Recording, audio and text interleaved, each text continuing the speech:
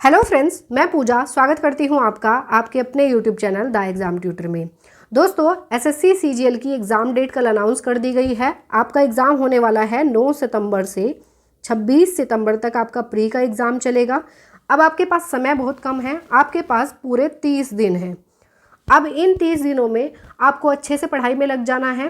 ज़्यादा सोर्सेज के चक्कर में नहीं पढ़ना है। जो आपके पास सोर्सेज अवेलेबल हैं उन्हीं को अच्छे से पढ़िए, बार बार रिवाइज करिए, ज़्यादा से ज़्यादा मॉक टेस्ट लगाने हैं, प्रीवियस ईयर को अच्छे से करके जाना है।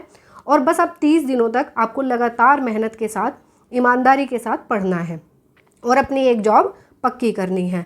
हम इस सीरीज़ में भी आपको ज़्यादा से ज़्यादा प्रीवियस ईयर क्वेश्चंस कराने की कोशिश करेंगे। आप यकीन मानिए, अगर आप ये सारे क्वेश्चन पेपर्स और हमारी आगे आने वाली मैराथन्स को अच्छे से कर लेते हैं तो आप जीएस में 25 में से लगभग 17 to 18 क्वेश्चंस को आराम से कर ले जाएंगे। तो मेहनत के साथ पढ़ते रहिए। और आज की इस सीरीज़ में 75 हार्ड चैलेंज की इस सीरीज़ में आज की इस वीडियो में हम करने वाले हैं 2023 का 19 जुलाई का शिफ्ट 3 का पेपर। तो चलिए बिना देरी करते हुए बढ़ते हैं अपने क्वेश्चन पेपर की ओर, जिसमें हमारा फर्स्ट क्वेश्चन है, what is the percentage composition of the element of H2SO3। H2SO3 तत्व का प्रतिशत संगठन कितना है। देखिए, H2SO3 को सल्फ्यूरस एसिड कहा जाता है। ये एक वीक एसिड होता है। कैसा एसिड होता है? वीक एसिड है। और ये एक्वस सॉल्यूशन में 2 प्रोटॉन देता है, 2 प्रोटॉन या फिर 2 H पॉजिटिव आयन ये देता है। किसमें? एक्वस सॉल्यूशन में। H2SO3 का कॉम्पोजिशन देख लेते हैं। 2.5% होता है हाइड्रोजन, 39% होता है सल्फर और 58.5% होती है ऑक्सीजन। यानी कि ऑक्सीजन का जो परसेंटेज है वो सबसे ज़्यादा होता है, फिर सल्फर का, और सबसे कम होता है हाइड्रोजन का।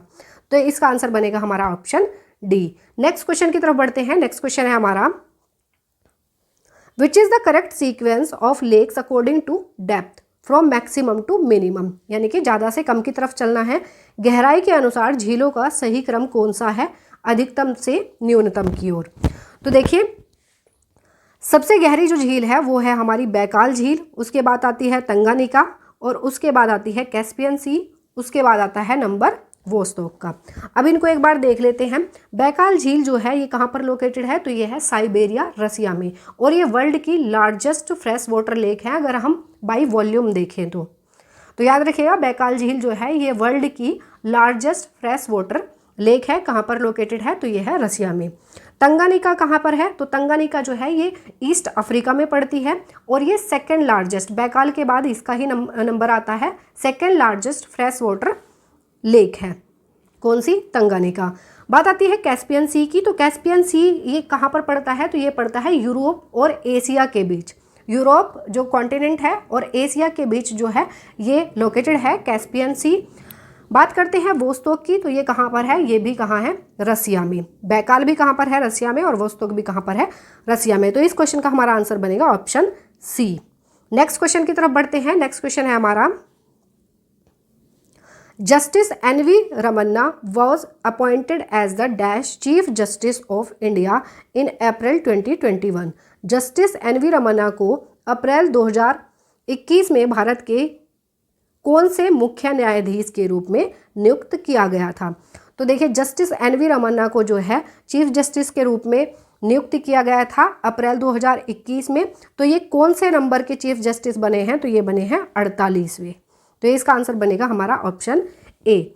नेक्स्ट क्वेश्चन की तरफ बढ़ते हैं। नेक्स्ट क्वेश्चन है हमारा, in a plant dash is present in the middle lamella primary cell and secondary walls and the accumulates in the initial stages of development during cell expansion. एक पौधे में मध्य lamella प्राथमिक कोशिका और द्वितीयक दीवारों में मौजूद होता है और कोशिका विस्तार के दौरान विकास के प्रारंभिक चरणों में जमा होता है। ये एक पदार्थ की बात की गई है कि कौन सा पदार्थ जो है मध्य लैमेला और प्राथमिक कोशिका के बीच में दीवारों में मौजूद होता है, यानी कि वॉल्स में मौजूद होता है। तो देखिए, इसमें प्लांट सेल की बात की गई है। ये मैं पहले से ही मैंने बनाया हुआ है ताकि मैं इसको अच्छे से समझा सकूं। तो देखिए, ये प्लांट सेल इस तरीके से होती हैं। जो सबसे बाहर वाली लेयर होती है इसको कहा जाता है प्राइमरी वॉल, दूसरे वाली को कहा जाता है सेकेंडरी वॉल, ये फर्स्ट सेल है, ये सेकंड सेल है, ये थर्ड सेल है। ये सिर्फ समझाने के लिए बनाया गया है, कोई सी भी फर्स्ट सेकंड थर्ड हो सकती है। अब देखिए जो अंदर वाली लेयर होती है ना, ये वाली, इसको कहा जाता है प्लाज्मा मेम्ब्रेन। अब इन सेल्स के बीच में एक लेयर होती है जिसको कहा जाता है मिडिल लेयर। ये जो मैं बना रही हूँ डार्क कलर से, इसको कहा जाता है मिडिल लेयर। अब इन्हीं के बीच में ना एक सब्सटेंस जमा होता रहता है, इसको कहा जाता है पैक्टिन। आई होप ये आपको समझ में आ गया होगा। ये प्लांट सेल्स हैं, ये हो गई हमारी प्राइमरी वॉल, और ये हो गई हमारी मिडिल लैमेला, और ये दूसरी सेल की प्राइमरी वॉल। तो प्राइमरी वॉल के बीच में जो मिडिल लैमेला होती है, मिडिल लैमेला और प्राइमरी वॉल के बीच में एक सब्सटेंस जमा हो जाता है, इसको कहा जाता है पैक्टिन। तो इस क्वेश्चन का हमारा आंसर बनेगा option D, pectin. Next question की तरफ बढ़ते हैं। नेक्स्ट क्वेश्चन है हमारा, Which of the following was established on the recommendation of the Hilton Young Commission? निम्नलिखित में से किसकी स्थापना हिल्टन यंग कमीशन की सिफारिश पर की गई थी? तो हिल्टन यंग कमीशन की सिफारिश पर किसकी स्थापना की गई थी? तो की गई थी आरबीआई की। अब आरबीआई की स्थापना कब हुई थी? तो आरबीआई की स्थापना हुई थी 1 अप्रैल 1935 में। सेबी की बात करते हैं, security and exchange board of India, इसकी स्थापना कब हुई थी? तो इसकी स्थापना हुई थी 12 अप्रैल 1988 में। SBI, state bank of India, इसकी स्थापना कब हुई थी? तो 1 जुलाई 1955 में इसकी स्थापना की गई थी। एसबीआई की स्थापना हुई थी 1 जुलाई 1955 में। नाबार्ड की स्थापना कब की गई थी? 12 जुलाई 1982 में। National bank for agricultural and rural development इसकी फुल फॉर्म होती है। तो इस क्वेश्चन का आंसर हमारा बनेगा ऑप्शन बी। अब देखिए एक चीज़ और याद रखिएगा आप, ये जितने भी हमने इंस्टीट्यूशंस पढ़े हैं या संस्थाएं पढ़ी हैं, इन सब का जो हेडक्वार्टर है वो कहाँ पर है? वो है मुंबई में। कई बार हेडक्वार्टर से क्वेश्चंस पूछ लिए जाते हैं, तो इनका हेडक्वार्टर कहाँ पर है? मुंबई में है। नेक्स्ट क्वेश्चन की तरफ बढ़ते हैं। नेक्स्ट क्वेश्चन है हमारा, The Olympic Games are held every dash. Olympic खेल हर साल कितने साल बाद आयोजित किए जाते हैं, ये पूछा है इसमें। तो हम सभी जानते हैं ओलंपिक खेल जो हैं चौथे वर्ष में आयोजित किए जाते हैं, हर 4 साल के बाद ये आयोजित किए जाते हैं। इस क्वेश्चन का आंसर बनेगा ऑप्शन सी। नेक्स्ट क्वेश्चन देख लेते हैं। नेक्स्ट क्वेश्चन है हमारा, Zoravar Singh Jadav was awarded the Padma Shri 2019 for his contribution to which of the following dance forms. Zoravar Singh Jadav को निम्नलिखित में से किस नृत्य शैली में उनके योगदान के लिए पद्मश्री 2019 से सम्मानित किया गया था? तो जोरावर सिंह जादव को जो है गुजराती लोक नृत्य शैली भवई के लिए इनको 2019 में पद्मश्री से सम्मानित किया गया था। तो इस क्वेश्चन का हमारा आंसर बनेगा Gujarati folk dance form Bhavai, option B. Next question की तरफ बढ़ते हैं। नेक्स्ट क्वेश्चन है हमारा, हिंद स्वराज और Indian home rule is written by which of the following freedom fighters. Hind Swaraj या इंडियन होम रूल निम्नलिखित में से किस स्वतंत्रता सेनानी द्वारा लिखी गई है? तो देखिए ये किसके द्वारा लिखी गई है, हिंद स्वराज या इंडियन होम रूल? तो ये लिखी गई है महात्मा गांधी के द्वारा। कब लिखी गई थी? तो 1909 में इसको लिखा गया था। तो इस क्वेश्चन का हमारा आंसर बनेगा ऑप्शन बी। नेक्स्ट क्वेश्चन की तरफ बढ़ते हैं। नेक्स्ट क्वेश्चन है हमारा, Who among the following won the Padam Award for year 2023 for his efforts on S&T based innovative ways of creating Naga folk music? निम्नलिखित में से किसने नागा लोक संगीत बनाने के लिए S&T आधारित अभिनव तरीकों पर अपने प्रयासों के लिए वर्ष 2023 का पद्म पुरस्कार जीता? तो देखिए इस क्वेश्चन का आंसर बनेगा हमारा मोआ सुबोंग। मोआ सुबोंग को जो है 2023 में पद्म पुरस्कार से सम्मानित किया गया था। तो इसका आंसर बनेगा ऑप्शन ए। नेक्स्ट क्वेश्चन की तरफ बढ़ते हैं। नेक्स्ट क्वेश्चन है हमारा, the total number of medals won by India in Paralympic 2020 was. Paralympic 2020 में भारत द्वारा जीते गए पदकों की कुल संख्या कितनी थी? तो पैरालंपिक 2020 में जो है भारत के द्वारा 19 मेडल जीते गए थे। उनमें से 5 जो हैं गोल्ड मेडल थे, 5 गोल्ड थे, 8 सिल्वर और 6 जो हैं ब्रॉन्ज मेडल थे। याद रखिएगा ब्रॉन्ज मेडल थे। टोटल कितने थे? तो टोटल 19 थे। नेक्स्ट क्वेश्चन की तरफ बढ़ते हैं। नेक्स्ट क्वेश्चन है हमारा, Amatya in the Saptanga theory of Kautilya denotes which of the following. Kautilya के सप्तांग सिद्धांत में अमात्य निम्नलिखित में से किसको दर्शाता है। तो कौटिल्य का जो सिद्धांत ये था सप्तांग सिद्धांत, इसमें अमात्य जो शब्द था वो किसको दर्शाता था या किसको डिनोट करता था, तो मंत्री और अधिकारी या मिनिस्टर्स एंड ऑफिशियल्स को दर्शाता था अमात्य शब्द। नेक्स्ट क्वेश्चन की तरफ बढ़ते हैं। नेक्स्ट क्वेश्चन है हमारा, विच 5-year plan emphasised on the development of industries and industrial base in India. किस पंचवर्षीय योजना में भारत में उद्योगों और औद्योगिक आधार के विकास पर जोर दिया गया था। तो देखिए दूसरी पंचवर्षीय योजना जो थी ना, दूसरी पंचवर्षीय योजना में उद्योगों और औद्योगिक आधार के विकास पर जोर दिया गया था। अब पहली पंचवर्षीय योजना में किस बात पर जोर दिया गया था, तो आर्थिक विकास पर बल दिया गया था पहली पंचवर्षीय योजना में। दूसरी पंचवर्षीय योजना में जो है मैं बता ही चुकी हूँ, उद्योगों पर बल दिया गया था। तीसरी पंचवर्षीय योजना में जो है कृषि पर बल दिया गया था, कृषि और जो गेहूं का उत्पादन था उस पर बल दिया गया था तीसरी पंचवर्षीय योजना में। और बात करते हैं चौथी पंचवर्षीय योजना में, तो अलग अलग एरिया में जो असमानताएं फैली हुई थी उन असमानताओं को समाप्त करने पर का बल दिया गया था किसमें, चौथी पंचवर्षीय योजना में। तो इस क्वेश्चन का आंसर बनेगा हमारा ऑप्शन ए, दूसरी पंचवर्षीय योजना। नेक्स्ट क्वेश्चन की तरफ बढ़ते हैं। नेक्स्ट क्वेश्चन है हमारा, in which city of Assam is the tea festival celebrated every year. Assam के किस शहर में हर साल चाय महोत्सव मनाया जाता है। तो असम के किस शहर में हर साल चाय महोत्सव मनाया जाता है, तो जोरहट में जो है हर साल चाय महोत्सव मनाया जाता है। इसको टी सिटी के नाम से भी जाना जाता है जोरहट को। तो इस क्वेश्चन का आंसर बनेगा हमारा ऑप्शन सी। नेक्स्ट क्वेश्चन की तरफ बढ़ते हैं। नेक्स्ट क्वेश्चन है हमारा, विच of the following pairs is incorrectly matched. निम्नलिखित में से कौन सा जोड़ा गलत सुमेलित है। तो देखिए टेरोडोफाइटा जो है इसमें दिया है साइकस। तो साइकस जो है ना ये टेरोडोफाइटा से बिलोंग नहीं करता है, ये साइकस और पाइनस दोनों ही ये जिम्नोस्पर्म से बिलोंग करते हैं। साइकस जो है जिम्नोस्पर्म से बिलोंग करता है, बाकी मोसेस जो है वो ब्रायोफाइटा में आते हैं। रोज यानी गुलाब ये एंजियोस्पर्म से बिलोंग करता है और साइकस जो है ये जिम्नोस्पर्म से बिलोंग करता है, ना कि टेरिडोफाइटा से। तो इसमें गलत पूछा है तो ऑप्शन सी हमारा आंसर हो जाएगा, टेरिडोफाइटा साइकस। नेक्स्ट क्वेश्चन की तरफ बढ़ते हैं। नेक्स्ट क्वेश्चन है हमारा, India can be considered to be a country with demographic dividend due to. Bharat को किसके कारण जनसांख्यिकीय लाभांश वाला देश माना जा सकता है। तो देखिए भारत में जो है 15 से 64 वर्ष के बीच की जनसंख्या अधिक है, इसीलिए भारत को जनसांख्यिकी लाभांश वाला देश माना जा सकता है। तो इस क्वेश्चन का आंसर बनेगा हमारा option B, high population between 15 to 64 years.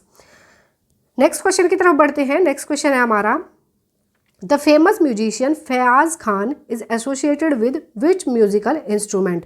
प्रसिद्ध संगीतकार फयाज खान किस संगीत वाद्य यंत्र से जुड़े हैं। तो फयाज खान जो हैं ये तबला से संबंधित हैं।